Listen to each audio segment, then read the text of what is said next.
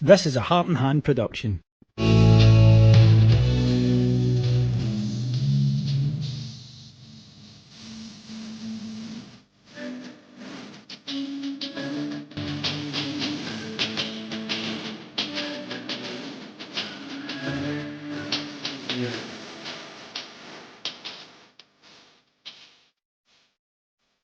Hello everyone, it's David here with your daily update for Tuesday the 3rd of February 2026. I hope you're all well and having a good day, and it's nice to be back here on the update after my brief but exciting and wonderful trip to Dubai.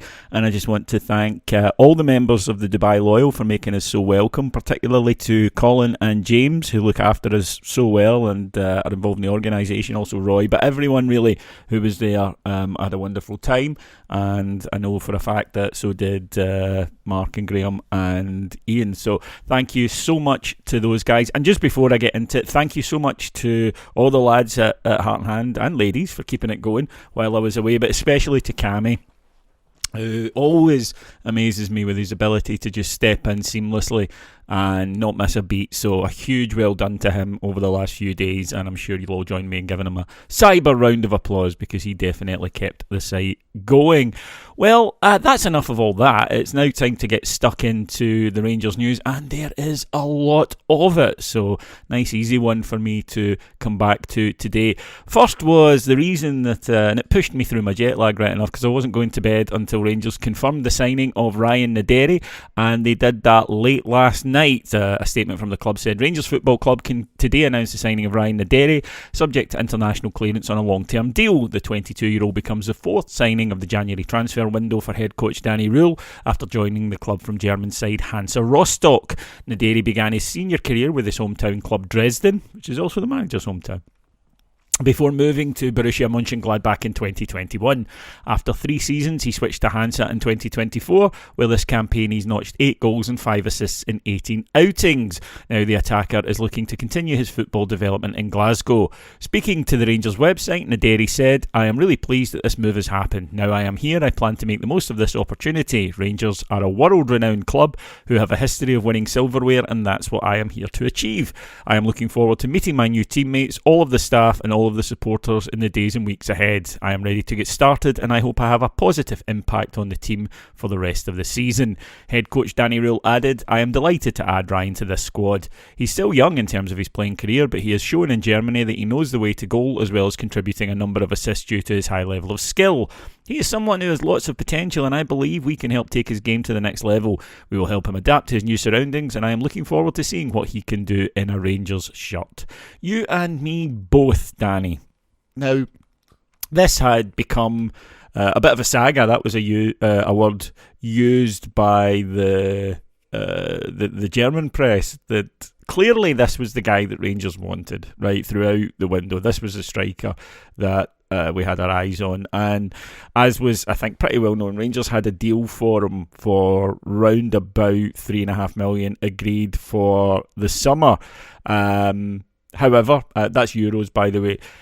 However, Rangers wanted him now for obvious reasons, and Hansa didn't want to sell him now. They wanted to wait till the summer, but after Rangers upped the fee to €5.5 million, that allowed that deal to happen now. So that $2 million is the additional fee to get him here in this window.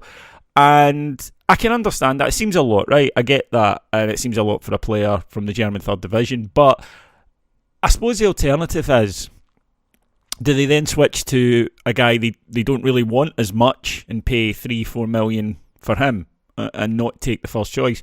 Or do they then not take him and get a loan deal into the end of the season, which would be another $1 million, $2 million? So I can understand why they just went, no, he's the one we want, and we're just getting him here. Certainly, there's a lot of excitement about him. You'll hear from Danny Rohl later in the show in the press conference.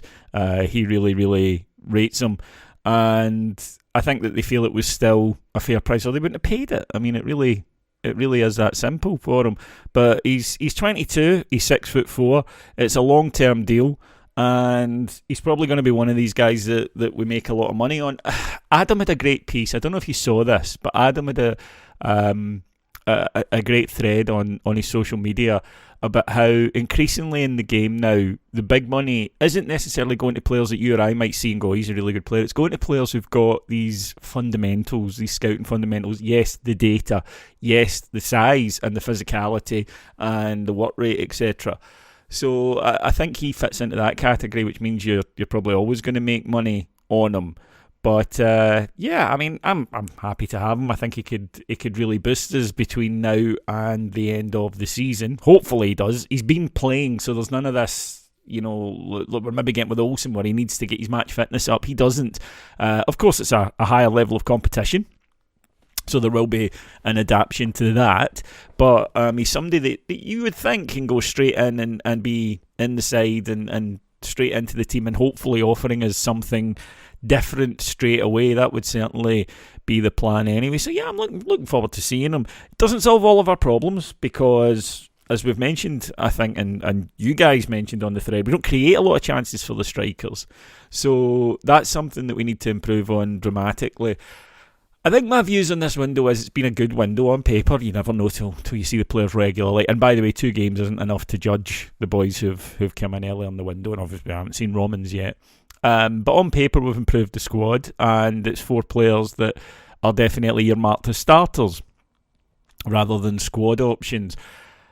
Against that, I don't think it was a one-window fix, and probably not in January. I think for us to become a complete team, we're probably looking at the summer recruitment as well. Hopefully, we do enough between now and the end of the season to go and win the title. I wasn't massively impressed with the business that was done on the other side of the city, to be honest. You can always be wrong, but again, on paper, I don't look at that and feel fearful. I didn't see anything there that made me think, they're going to blow us out the water. But it's all about what we do, and we know we need to improve. I think everyone knows that performance on Sunday was unacceptable. I don't think you're getting many excuses coming out the club saying that, because it wasn't. I mean, they were just bad, right? Going forward, they were just bad. And that has to be, sorry for the pun, but the nadir in terms of the attacking play has got to be better than that moving forward. So fingers crossed that it will be. There was some movement out the door as well. Joe Rothwell has gone to Sheffield United on a permanent deal for an undisclosed fee. Rangers paid a smallish fee for him in the summer and wanted that back and got it from Sheffield United. 20 appearances in total, and just a disaster for him, for us. He was awful. Let's be honest here. Doesn't mean he's an awful player, obviously. I'm not, saying that forever. But as I said on the transfer show last night, big well done to Simon, incidentally, for getting that one done. That was not the guy I watched at Leeds last season. It really wasn't. But he looked slow, unfit, if we're being honest. Couldn't complete 60 minutes, really, never mind 90. And just made no impact whatsoever. So better for everyone. It was a mistake for him, was a mistake for us, and it's better that he heads off and joins another team. And the other player going out the door last night was Rothwell and Nsiala. He's joined Westerlo in Belgium on a loan deal until the end of the season with an option to buy. And Nsiala, I think, has always been on the fringes of the team this season. Certainly Russell Martin didn't use him at all. But Danny Rohl brought him back into the fold after he had been bombed out, really, by Russell Martin, which seemed unnecessary. I think that was something that we all commented on, didn't we, here on the site? And I think all of us Rangers fans felt it was a bit harsh. If the boy wasn't playing fine, you don't need to necessarily rate him, but to bomb him out that way seemed unnecessarily cruel. But Danny Rohl brought him back in. He played 3 times, however. Clearly doesn't see him as a long-term option, and he is now heading out the door. And he'll go to a manager he knows well. He knows him as a coach, Sam Shirai. He's over there as the boss. So best of luck to both of them. I wish them all the best as they move forward. And one player who may be heading out the door is Rabbi Matondo. Rangers will be holding discussions with him. Rangers looking to basically release him from the end of his contract, which expires in the summer. It's one of the more expensive contracts in terms of player wages that Rangers have for a guy who is nowhere near first team action and not rated by the manager. Rangers would look to strike an agreement which would see him leave early, and then he could sign as a free agent for clubs. Look, Ross Wilson's 22 summer was awful, really bad, and Rangers have been stuck paying it for a long time because there was some big money and big wages spent, and it was really poor. I mean, it really was. And Matondo was probably the worst of it. He was bought because, let's face it, he'd gone to Schalke for 11 million. Again, potential scouting data that seems to lead to the bigger fees. And he failed, and then Rangers picked him up for 3 million, and clearly that was thinking, right, this is a bargain, we'll get him, he'll come in, he'll play really well, and we'll flip him for significant money, because he's basically a distressed asset, right? And it didn't work out. Firstly, he played on the left side his whole career. We brought him in to play on the right, didn't look comfortable, didn't work, and then he was injury prone as well in his time at Rangers. He's already had a loan away, so Rangers, I think, just decided to cut ties. Obviously, you need the agreement of the player before you can do that, but he'll be on his way. And pound for pound, a terrible signing. There's no getting away from it. For the amount of games played and the contribution made, but the money spent in both fees and, more pertinently, wages, he has been a really poor, and I think emblematic of what was a really poor summer for Ross Wilson, who of course has since gone to the Premier League and gone up another level to Newcastle. Football, it rewards people. If you can talk a good game, you can do pretty well for yourself. So he would likely be heading out the door, as well as Rangers looking to kind of trim the deadwood from the squad. And yeah, I think that's for the best for everyone. There's not really much upside for us to keep a hold of him, and he will be heading out the door. Rangers, a lot of fees, wages, going out the door this window. Decent earners as well, Dowell, Rothwell and Matondo. So Rangers have certainly given ourselves a bit more room when it comes to the summer, which is always important. Danny Rohl has been speaking to the press ahead of the match tomorrow night at home to Kilmarnock, and he was asked about Ryan Naderi, and he was asked, has he followed his career? He said, firstly, I'm very happy we could sign him yesterday, very late. I think it was a long process with him, but we convinced him. He showed that he wanted to come. It was very clear. I had some good talks with him as well. We tracked him the last few months. He scored. He had some good assists. I think he's powerful. He can run. Good header. Good physicality. Good pressing player. A lot of things that we need up front. We know still he comes to us and needs some minutes to adapt to a new league. That's normal. But I think in general, when I look back to our window, I'm very positive about it. Not just the ins, but also how we handle the outs. When you look ahead to the second half of the season, we've reduced the numbers but increased the quality in the squad. That's great. A good thing as well, we've signed players, not just loans. It shows we also have a few for the long term, for the summer and onwards. I think that was very important when we made decisions together. I think this is always about togetherness at the club at the moment. It's not just about me or my favourite player. We speak about how we can improve the group, and so far I'm very happy with what we've done. He was asked about the midfield area. Joe Rothwell away, Connor Barron injured. He said, we've signed Tody to go straight in. We expect that Connor will be back in more like 4 weeks, hopefully, but you never know. We have three midfielders with Dio, Nico and Tody, and I think that gives us a good balance. In the midfield, we were still open. We looked to the market, but sometimes it's timing, and in the end, we are convinced that with this group, we can go forward. I've got different options now. I think also in front, to play sometimes with two strikers could be an option now, with two number 10s in behind. We have a lot of options. I'm convinced we have a good group together now.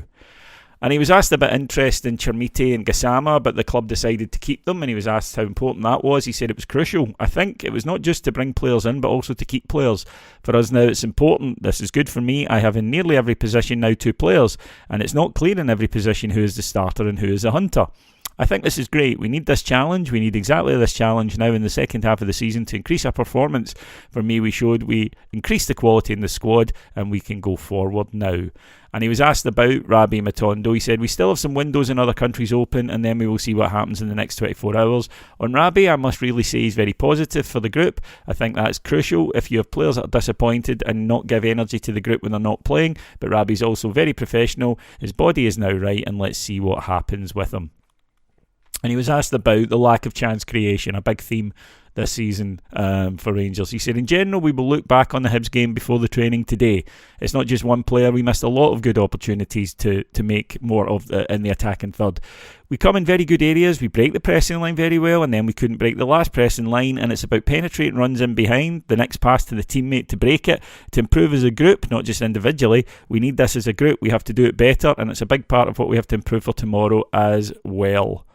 He was asked if signing a striker is a challenge to the two existing strikers here. He says, of course, I want to have that challenge, and I think everyone wants to achieve something this season, both individually and as a group.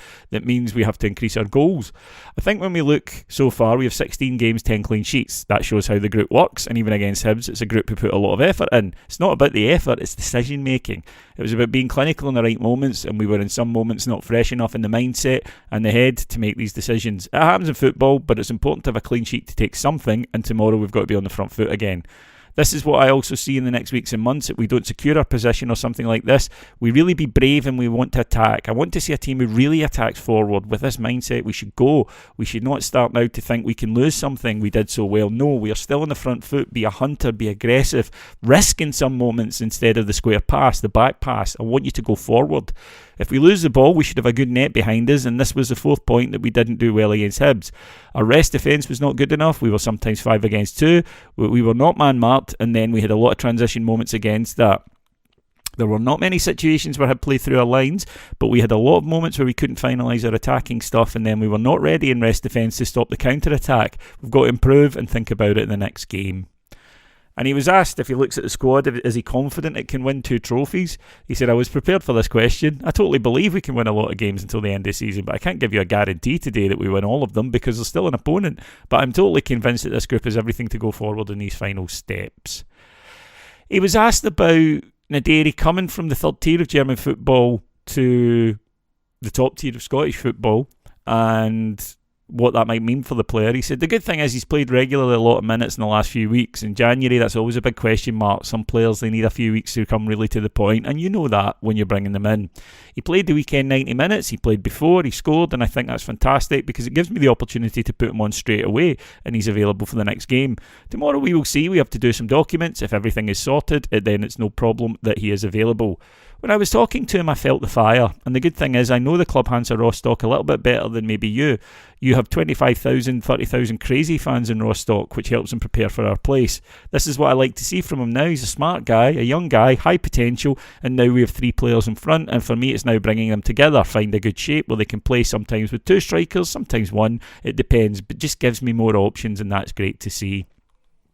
And he was asked, if Hearts win, they'll go 9 points clear at the top. If he's surprised by their longevity in the race, he said, no, they're very consistent in what they're doing. Even if we took a lot of points, we close the gaps closer and closer. At the moment, they have the advantage. They are 6 points ahead. Even if they play a draw, they are still ahead. But we come in the final weeks, and the good thing is we have a minimum of 2 games against them. That helps us as well. They have to play some strong opponents. We will see. You can be good for 37 games on top of the table. More important is where you are after the last game. And this is the mindset we need in the last couple of months now. I think also what I want to say, I know a draw never feels nice, we know this, we are disappointed, but a draw in Hibs, and I think this is what I learned now since I hear Hibs are a tough team. It's not the end of the world. I think this is also crucial to understand. My point, I understand the disappointment completely because we are emotional. We want to do this, but a draw, take the point at the end. The point could prove to be very important for us as well. Tomorrow we are ready to go again against an opponent. They took a first win since October at the weekend, and the manager, we know him, you know him, he brings a lot of energy, spirit, he wants to show how good he is. Of course, we've got to be ready for a big fight because it's a tough league, and if we do our homework, we'll see where we are after this match day. He was asked about the long running the long winning run of 8 games followed by the draw, and the reaction to that draw. Is it a reminder for the players of the expectation level at the football club? He said, I felt it straight away in the dressing room. My players were not happy with the result. They were disappointed because they felt they could have done more, but I felt during the game it would be tough to take the 3 points. A little bit of luck you score with Mikey. The good thing is, and this is for me very helpful, the experience from the first 4 to 6 weeks here in the club to handle situations. You can celebrate. I think it was Dundee away where we won 3-0 and 2 weeks later you conceded a goal as well in Dundee and you see the reaction. And I think for me it's important. I take the wins very seriously. This is the job that we have to win games. But on the other side, I will not celebrate too much because for celebration it would be too early. We can celebrate at the end of the season if we achieve something. But if we draw, it's not everything is over. I think especially in the window we've showed a lot of what we wanted to do. I think we made good signings with potential. We made some good decisions where we moved players out in cases where we were not convinced they were helpful for the future. If you want to be prepared in this window as well as our window in the summer, some decisions are taken to clean the squad in some positions which will help massively. He was asked about mentality. And for Ryan Naderi coming in, it's a big challenge. He said he's really smart. It's important we give him an environment, and this is a big difference between maybe October to now, where you have as a group who are growing together and they can allow you to bring players in to make the next step. In October, a lot of them were not self-confident. They had a lot of problems with themselves, and now you see more players are ready to help other players. That's the reason we are convinced he will help us. I spoke today with some coaches from Germany. They got a lot of messages. They said congratulations to me on a good signing. They compare him with, and hopefully I'm not making him too big now, but they compare him with former players like Freddie Bobic and maybe even Voltemada. If he can bring that level here, we will have a lot of fun with him. He was asked about Danilo, whether or not he's heading out the door. He said, I cannot confirm, but we have prepared something with him. Let's see what happens during the day, and we can maybe confirm more in which direction if I go. And someone asked that he was still open to the market. Could he potentially look at free agents and could someone be coming in? He said, I said this, I didn't mean this. I think we are, as a market, are open for out. I think it was more the part I told you. Rangers have been linked with the Norwegian midfielder Jens Hertog Dahl, and a decent source account has said that Rangers have clinched that transfer for the summer. But at the moment, that's really all there is on that. So if anything breaks on that, we will let you know. But wouldn't be heading here. Right then, folks, that is almost me for today. But I got an email from Scott McKellar. He says, Hi, David. I'm a big Jazz fan that's been living out in California for the last 10 years. I'm in a coastal town, San Luis Obispo, that is, 3 hours from the nearest NARSA club. Unfortunately, this is too far to travel with the time and family commitments. I was hoping you could give a shout out on the update to see if there are other fans that are somewhat local to me, because I'd like to establish a little Rangers community. What a brilliant idea. Yes. So are you close to San Luis Obispo? And you've driven me nuts now, Scott, because there's a lyric that's just popped into my head that has San Luis Obispo, and I can't figure it out. I'm now going to spend all the rest of the shows today going, what is that song? If I remember it, I'll tell you tomorrow. I'm going to have to go and find that out, folks. But yes, are you close? Are you close? I know there's a lot of bears in California, both types. But if you are keen to meet up for the games, and there's nothing like it. I mean, I experienced it there at the weekend. You can watch it on your own. It's not the same as watching it in a club full of your fellow Gers. That's the best, especially when especially when bigger games and things go well. So get in touch, leave it in the comments. Scott will have a read at that, and hopefully that'll be another RSC getting formed. Right then, folks, thank you so much for listening to me today. Loads and loads of content today. So, in order, last night, the transfer show with our very own Jim Shite, Simon, was put out for you this morning, and it's live. The history of the EPL continues with myself, Martin, and Adam. And then moving on from that, you had Cammy and Rob on the flagship, and then the preview as well. And later tonight, the boys from Northern Ireland are here with Hands Across the Water. Tomorrow morning, the latest episode of The Gerrard Show. I'm back on the update tomorrow, and then of course our match day coverage from Kilmarnock. So thank you so much for joining me today. I'll be back tomorrow. It's good to be home. Take care, everyone. Bye bye.